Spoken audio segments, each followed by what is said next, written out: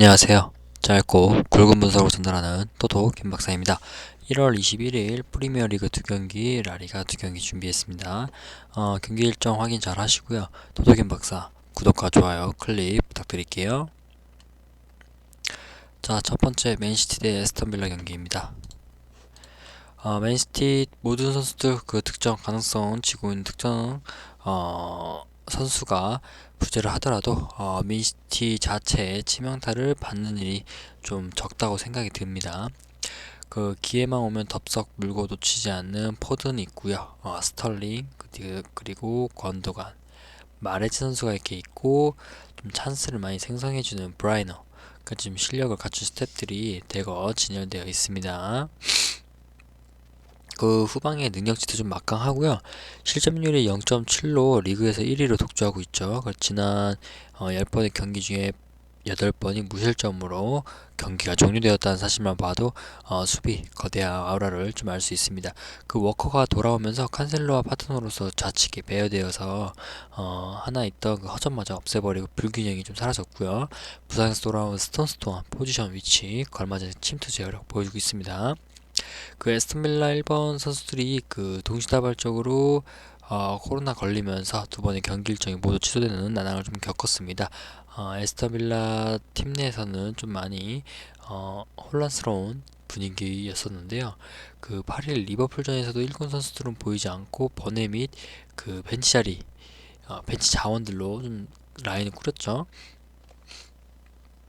그 에스턴빌라에서 1번 자원들 그 경기에 나선 것이 1월 2일에 있었던 맨유전이 마지막입니다. 그래서 19일 만에 경기장에 나서게 되는 것으로 그 컨디션 상태에서 좀 불확실성을 가지고 있다 이렇게 보고 있고요. 그 중원에서 부드러움, 그 다음에 속도 두 가지를 지니고 있는 맥기니 볼 메이킹하고 그 바클리가 뛰어난 피지컬과 힘을 바탕으로 그 넓은 범위에서 그 상대 선수들과 투박하게 좀 전투를 벌입니다. 그리고 두 명의 합작이 그 빌드업 기본 베이스를 만들고 있고요. 현재 바클리는 부상이 있고 출전 가능성 여부 밝혀진 게 아직 없습니다. 그래서 바클리 존재 유무에 따라서 에스턴빌라 하루가 다르게 좀 적힐 것으로 보이고요. 결장이나 좀 최근 소식을 보면 그 맨시티가 2위고 5승으로 뛰어난 성적을 기록 중이고요. 결장자는 아게로와 가르시아, 아케 라포르트가 있고요. 에스턴빌라에서는 2승 2무 1패로 10위이면서 나쁘지 않은 성적을 그나마 좀 기록 중이고요. 웨즐레이하고 바클리가 결장할 것으로 좀 보입니다. 두 팀 맞대결을 했었을 때는 5승으로 맨시티가 일방적으로 모두 이겼고요. 전체적으로 정리를 하면 맨시티 리그 열린 뒤 경기력 수준이 좀 고점을 계속 찍고 있습니다. 그리고 세계적인 차원의 반열에도 좀 올랐고 에스턴빌라는 그 5골 7도움 기록했고 전체적인 판의 흐름을 좀 주도할 줄 아는 그 그릴리시가 있고 그 코로나로 긴 시간 보지 못했던 선수들 모두 복귀 예정입니다. 하지만 그 앞서 말했듯이 19일 만에 돌아오는 거고 라인업 구성의 컨디션에 따른 높은 변수가 좀 있기 때문에 방점은 지금 맨시티의 승기가 좀 그나마 높게 잡힌다고 생각이 듭니다. 개인적으로 맨시티 승리로 추천을 드리겠습니다.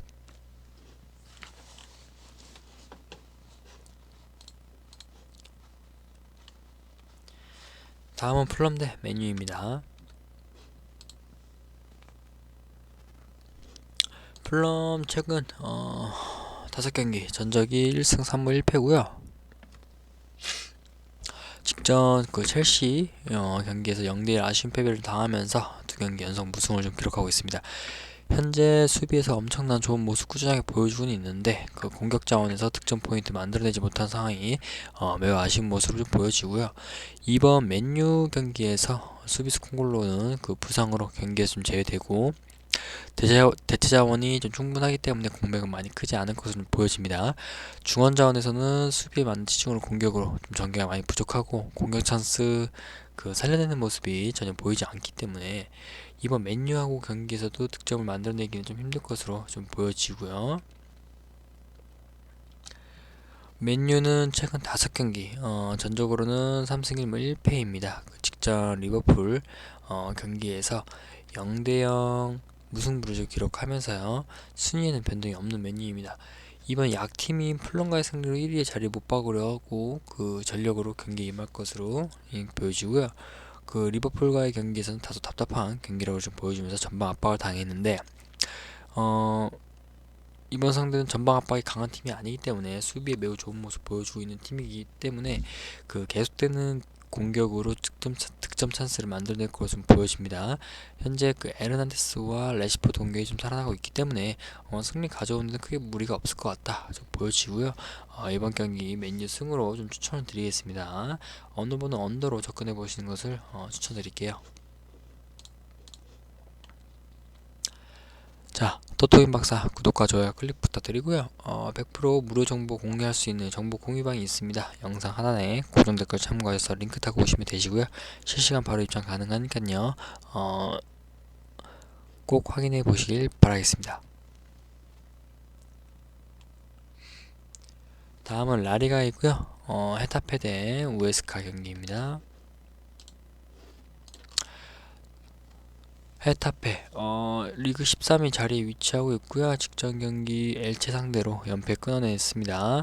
다시 한번 강등권 팀과 좀 맞대결을 치게 되는 이번 경기인데요. 공격적으로 좀 어떤 플레이를 보여줄 수 있을지 좀 지켜보게 됩니다. 개인적으로는 수비 초점 맞추기보다는 그 계속해서 공격적인 흐름을 어떻게 나가주는지가 좀 핵심이 될 것 같고, 그 NS 위날, 다리오 포베다, 빅토르, 모에오, 구초 이렇게 4명의 공격수들이 결정하는 상당한 상황에서 헤타페 흔들리는 공격의 활약을 좀 믿기는 쉽지 않을 것이라는 점을 좀 강조해 주긴 되는데요.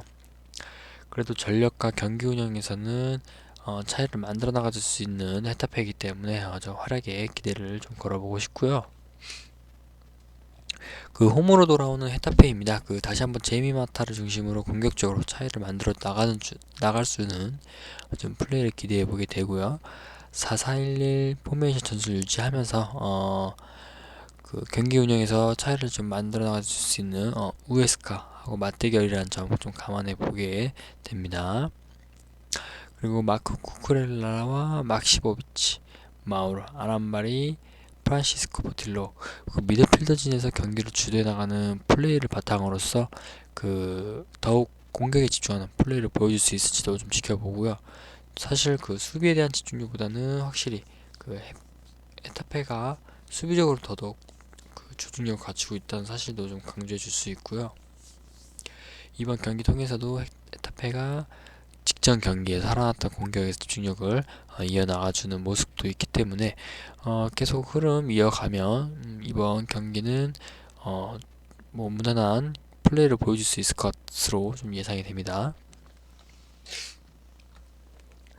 다음은 우에스카이고요. 이번 시즌 라리가로 승격 이후에는 우에스카가 지난 시즌 보여줬던 경기력 되찾아 가주지 못하면서 계속해서 무너지는 모습을 보여주고 있습니다.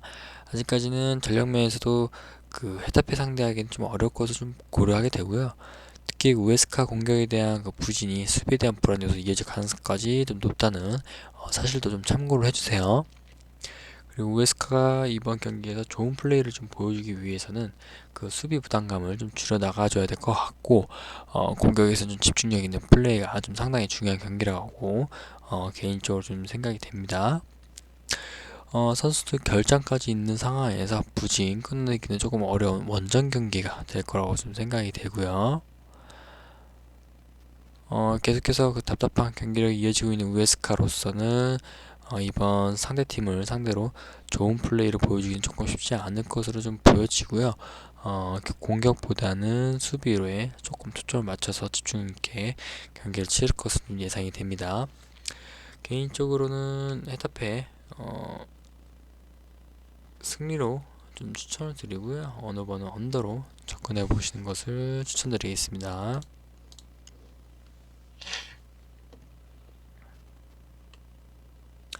다음 베티스 대 셀타비고입니다.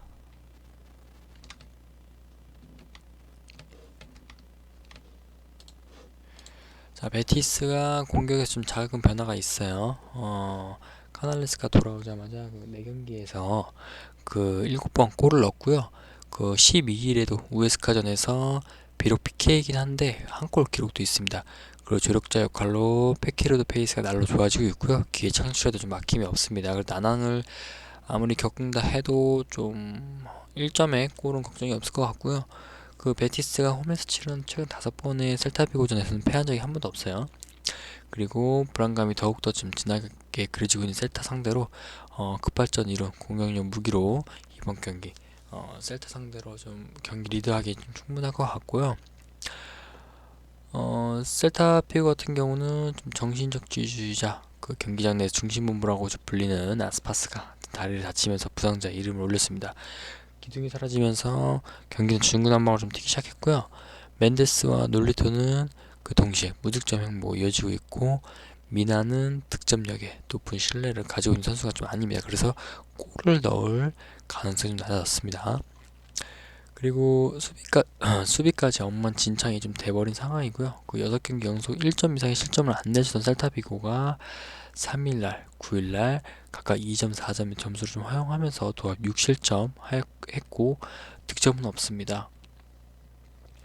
그리고 특히 그 9일에 있었던 비알레알전에서는 그 경기 시작한 지 30분 만에 4골이나 내주면서 좀 무릎을 꿇었던 경기로 기록되고, 무리우가 없는 상황인데 그 에이도마저 멘탈 상대가 좀 좋지 않습니다. 정리를 하면 레알 베티스 바르트라는 부상 그 아직 돌아오지 못했고요. 루이스도 나이가 들면 젊은 선수들과 속도전에서 좀 밀리고 있는 모습 보이고, 그리고 그나마 다행인 점은 로드리게스가 돌아와서 수비 붕괴는 좀 피할 수 있을 것으로 보입니다. 그 무엇보다 카날레스 덕분에 1선에서 반전의 시나리오 좀 쓰고 있고, 셀타비고는 아스파스 없어지자 그 2번의 경기에서 연속 무득점 기록하며 정책이 좀 빠졌고요. 베티스의 현재 수비 상당히 빈틈이 있긴 하지만 그 셀타비고의 공격에도 서투름이 있기 때문에 이번 경기는 개인적으로 그래도 베티스 승으로 좀 가고요. 어느 번은 언더로 접근해 보신 것을 추천드리겠습니다.